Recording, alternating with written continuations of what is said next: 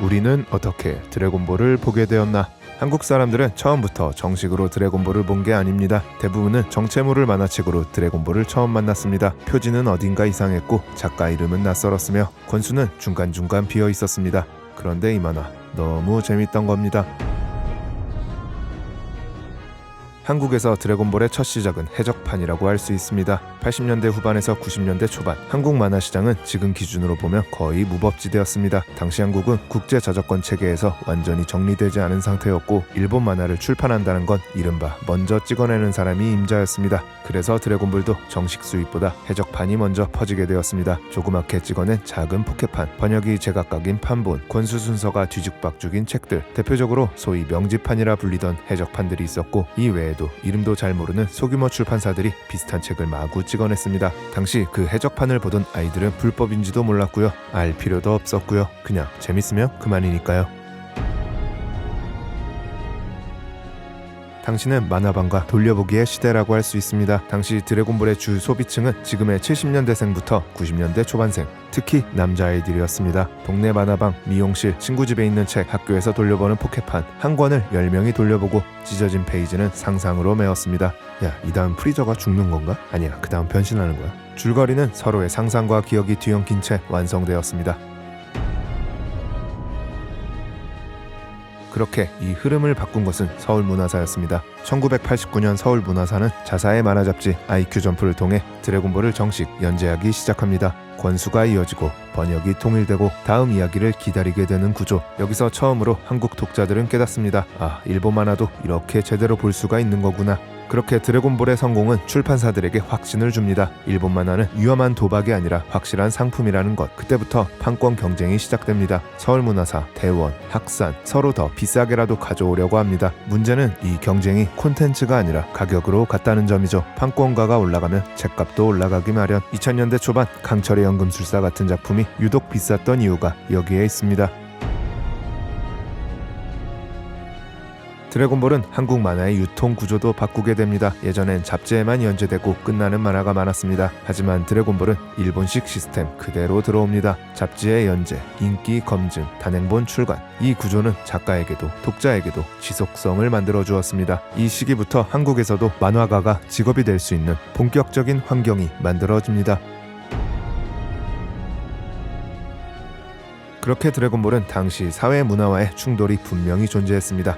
문제는 내용이었습니다. 드래곤볼은 그간의 한국 만화 기준으로 보면 표현이 정말 직설적이었습니다. 속도감 넘치는 현란한 전투, 팔다리가 날아가거나 복부가 뚫리는 등의 신체 파괴, 틈틈이 야릇야릇한 장면들. 당연히 언론과 사회가 반응합니다. 폭력적이다, 아이들에게 해롭다. 그 결과 잘린 페이지, 삭제된 장면, 출간 중단과 수정판이 이어집니다. 그 시절 해적판을 먼저 봐왔던 사람들은 다 알고 있었습니다. 아, 이 장면 원래 이거 아니었는데. 하지만 그런 공격 속에서도 불멸의 드래곤볼은 사라지지 않습니다. 왜일까요? 재밌으니까요. 그리고 한 세대의 기억이었기 때문입니다. 오리지널부터 Z까지 사람들에게 드래곤볼은 처음으로 기다리는 이야기였고 친구들과 공유하는 세계였고 성장기의 일부였습니다. OTT가 성행하는 요즘과 다르게 상상하기 어렵지만 당시 드래곤볼은 우리가 처음으로 다음 이야기를 기다리는 만화였습니다. 다음 권이 언제 나올지도 모르고 잡지 연재는 한 주에 한 화, 중간에 끊기면 정말로 일주일을 기다렸습니다. 프리저가 변신한 채 멈추고 다음 주까지 기다리는 그 느낌, 이 경험은 당시 아이들에게 강렬했습니다. 연재 작품의 다음 이야기를 기다리는 법을 처음 배우게 된 겁니다. 손오공은 성장하는 캐릭터였습니다. 싸움에서 지거나 죽더라도 어떻게든 다시 일어납니다. 그렇게 수련을 하고 경험을 쌓아 점점 강해지며 성장합니다. 이 구조는 당시에 어렸던 우리의 성장과 닮았습니다. 지금도 그렇지만 당시도 경쟁이 난무하던 시절이었고 학교나 학원, 어디든 사람들은 많았습니다. 대인관계나 학업, 그리고 능력으로 인정받는 사회에서 성장하는 아이들은 베지터가 말하는 사이여인의 긍지로 성장하는 것만 같았습니다. 드래곤볼의 핵심은 누가 더 잘났느냐가 아닙니다. 항상 어디까지 갈 수 있느냐였습니다. 전투력이 올라가고 변신 단계가 늘어날수록 아이들은 단순히 강함이 아니라 한계가 갱신되는 감각을 배웠습니다. 이것은 한국적인 정서와 아주 잘 맞아떨어졌습니다. 분명 드래곤볼은 배틀 액션 장르이지만 이런 부분은 폭력적으로 알려주지 않았습니다. 자연스러운 흐름처럼 알게 해주었습니다.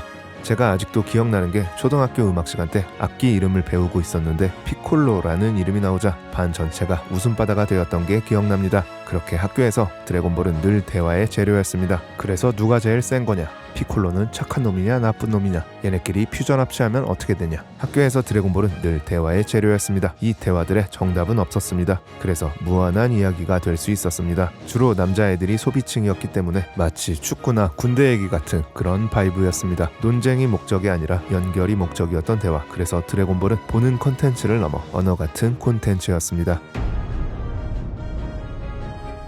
개개인에게는 유년기의 언어였고 사회적으로는 일본 문화를 대중적으로 받아들이는 첫 대형 창구였습니다. 출판 시장을 바꿨고 소비 방식을 바꿨고 검열 기준까지 흔들었습니다. 드래곤볼은 한국에서 만화 하나가 어디까지 영향을 줄 수 있는지를 처음으로 보여준 사례였습니다. 요즘 시대의 드래곤볼을 잘 모르는 세대들에겐 소위 옛날 세대들이 보는 만화로 여겨지는 여론들도 있습니다. 뭐 틀린 말이라고는 할 수 없을 것 같은데요. 물론 최근에 방영되었던 드래곤볼 다이마 시리즈와 드래곤볼 슈퍼 코믹스도 연재를 이어가며 드래곤볼은 시대에 맞는 변화를 이루고 있는 중이지만 한 세대에게 있어 만화를 넘어 문화였고 언어였던 것은 확실합니다. 재미있게 보셨다면 구독과 좋아요 그리고 건전한 댓글 부탁드리겠습니다. 더 재미있는 이야기들로 다시 찾아오겠습니다. 감사합니다.